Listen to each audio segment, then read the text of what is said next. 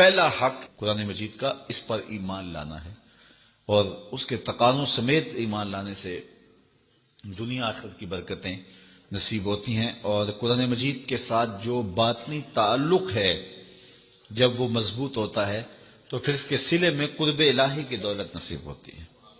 جب اس کے ساتھ تیقن پیدا ہو جاتا ہے، یہ تیقن ہی من میں روشنیاں پیدا کر دیتا ہے۔ دوسرا حق اس کتاب کا یہ ہے کہ اس کو صحت لفظی کے ساتھ تلاوت کیا جائے۔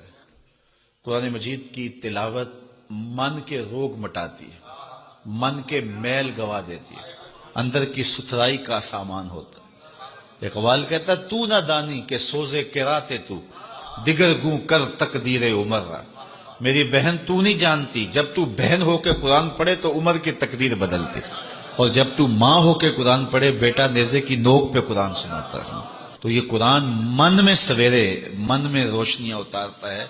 ادھر قرآن پڑھا جا رہا تھا، ادھر عمر کے دل کے میل دھل رہے تھے۔ تو تلاوت من کے روگ مٹاتی ہے، من کے میل دور کر دیتی ہے، اور تلاوت کرنے والا راحتوں کے ایک جہان میں آباد ہو جاتا ہے۔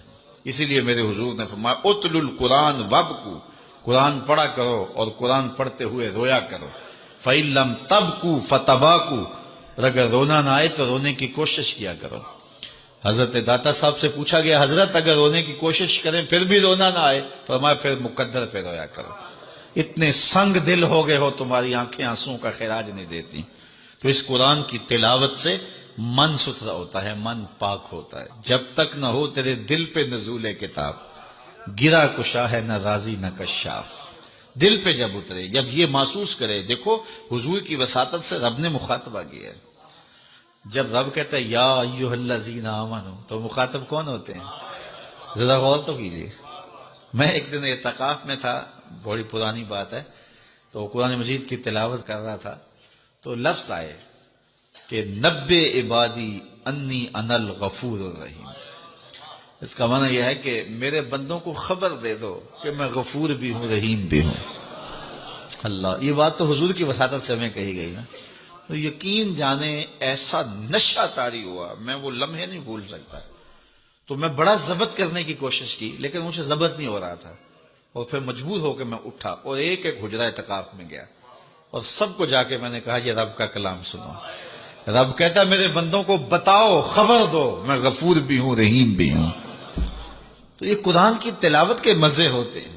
تیسرا حق قرآن مجید کا ہمارے ذمے، اس کو مفاہیم و مطالب کے ساتھ سمجھنے کی کوشش کرنا کہ یہ قرآن ہمیں کیا کہہ رہا ہے۔ وہ کبھی تلاوت ہو رہی ہوتی ہے اور پڑھنے والا پڑھ رہا ہے کونوا قردۃ خاسئین، لوگ کہتے ہیں سبحان اللہ، جبکہ وہ کیا کہہ رہا ہے، چونکہ سمجھ نہیں ہے کہ کہاں کیا جا رہا ہے۔ تو اس کو سمجھیں کہ یہ کتاب ہمیں کیا کہہ رہی ہے، اور اس کا میسج ہمارے نام کیا ہے۔ حضور کی وساطت سے ہمارے نام یہ رب کا پیغام ہے۔ آپ کے نام کوئی کسی امبیسی سے خط آئے اور وہ آپ کی زبان میں نہ ہو، اور آپ اس زبان کو جانتے نہ ہوں، تو کیا اس کو چوم کے رکھ دیں گے، یا اتنی دیر تک مطمئن نہیں ہوں گے جب تک اس کے مندرجات معلوم نہیں کر لیں گے؟ آپ کہیں گے کوئی خیر کی خبر ہے، کوئی دکھ کی خبر ہے، کیا بات ہے، میں اس کو دیکھنا چاہتا ہوں کہ مجھے انہوں نے لکھا ہے تو کیا لکھا ہے، میرے نام پیغام کیا ہے۔